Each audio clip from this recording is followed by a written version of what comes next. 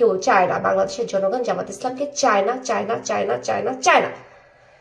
যেই হাদা গর্ধকগুলো বাংলাদেশের বাইরে বসে আছে, যে দুজন গাথা যারা বাংলাদেশে আসার ন্যূনতম সাহস জোগাতে পারছে না, যারা বাংলাদেশকে পোছে না, যারা বাংলাদেশে আসলে বাংলাদেশের কিছু যায় আসে না, তারা বাংলাদেশের বাইরে থাকলেও কিছু যায় আসে না, তারা বিদেশিদের কাছ থেকে টাকা পাচ্ছে। আপনারা সাধারণ মানুষ যারা তাদের কথায় উস্কাচ্ছেন, যারা এই বাংলাদেশের মধ্যে বিশৃঙ্খলা সৃষ্টি করছেন, মব সৃষ্টি করছেন, জামায়াত পাকিস্তানি হয়ে যা কিছু করতেছেন, আপনারা 1971-কে অস্বীকার করছেন। 1971 সালে নাকি বাংলাদেশে কোনো মুক্তিযুদ্ধ ঘটে নাই, 1971 সালে নাকি কোনো বীরাঙ্গনা নির্যাতনের শিকার হয় নাই, বাংলাদেশে নাকি কোনো বীরাঙ্গনা নাই, যতগুলো স্থাপনা আছে বড় বড়, ঢাকা মেডিকেল, ঢাকা ইউনিভার্সিটি, যা কিছু আছে সবকিছু নাকি পাকিস্তানিরা করে দিয়েছে।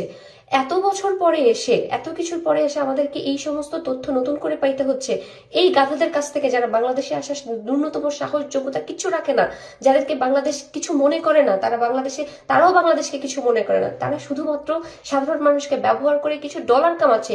এই শর্ট একটা ইজি ক্যালকুলেশনটা আপনারা কেন বুঝতেছেন না? আপনাদেরকে ব্যবহার করতেছে। যদি আপনারা 1971 সালকে না মানেন, তাহলে আমরা 24কেও মানি না। জামাত ইসলামলে যেই হালাই ভোট না দিব, সেই হালারে ধরে একেবারে কোপাইন নইব। তোরা কি জানো, মোরা তো থাই একেবারে বিএনপির হিমাতে মনে কর গণ্য দিতে। মোগো একজন মানুষের যে চরিত্র, তোকে 1000 মানুষের চরিত্র হের সমান না, হেয়া কি তোরা জানো?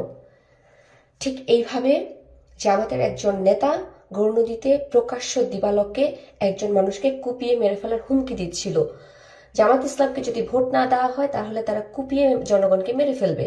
কত বড় স্পর্ধা, কত বড় সাহস, কতটা ইডিয়েট হলে এই ধরনের কথা তারা প্রকাশ্যে এসে বলে। গণঅভ্যুত্থানের পরে আমরা 24-এর পরে এই ধরনের কথা কেন শুনবো? আমরা দেশটা স্বাধীন করেছি, আমরা রাজপথে ছিলাম, আমরা এত কিছু করেছি এই ইডিয়েট স্কাউন্ডলদের কথা শোনার জন্য? তারা জনসম্মুখে এসে মানুষকে মেরে ফেলতে চাইবে, তারা বাংলাদেশের মধ্যে মব সৃষ্টি করবে। কাদের কথায়? যেই হাদা গর্ধকগুলো বাংলাদেশের বাইরে বসে আছে, যে দুজন গাথা যারা বাংলাদেশে আসার ন্যূনতম সাহস জোগাতে পারছে না, যারা বাংলাদেশকে পোছে না, যারা বাংলাদেশে আসলে বাংলাদেশের কিছু যায় আসে না, তারা বাংলাদেশের বাইরে থাকলেও কিছু যায় আসে না, তারা বিদেশিদের কাছ থেকে টাকা পাচ্ছে। আপনারা সাধারণ মানুষ যারা তাদের কথায় উস্কাচ্ছেন, যারা এই বাংলাদেশের মধ্যে বিশৃঙ্খলা সৃষ্টি করছেন, মব সৃষ্টি করছেন, জামায়াত পাকিস্তানি হয়ে যা কিছু করতেছেন, আপনারা 1971-কে অস্বীকার করছেন। 1971 সালে নাকি বাংলাদেশে কোনো মুক্তিযুদ্ধ ঘটে নাই, 1971 সালে নাকি কোনো বীরাঙ্গনা নির্যাতনের শিকার হয় নাই, বাংলাদেশে নাকি কোনো বীরাঙ্গনা নাই, যতগুলো স্থাপনা আছে বড় বড়, ঢাকা মেডিকেল, ঢাকা ইউনিভার্সিটি, যা কিছু আছে সবকিছু নাকি পাকিস্তানিরা করে দিয়েছে।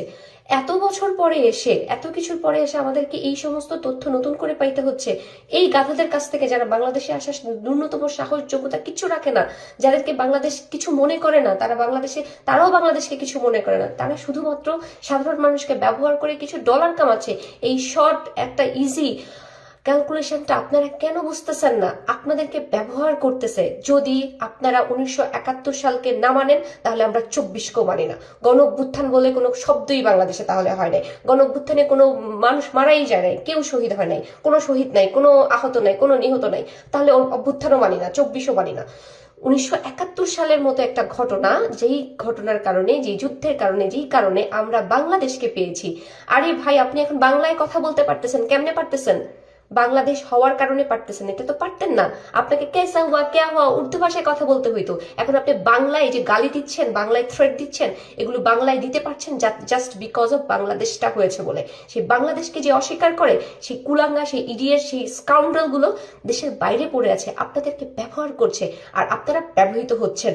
আপনারা such a idiot, such a disgusting person for us. আপনারা বুঝতেছেন না বাংলাদেশটাকে তিলে তিলে শেষ করে দিচ্ছেন। Stay out of this. আপনারা এখান থেকে সরে যান। আপনাদেরকে কেউ চায় না। বাংলাদেশের জনগণ জামাত ইসলামকে চায় না, চায় না, চায় না, চায় না, চায় না।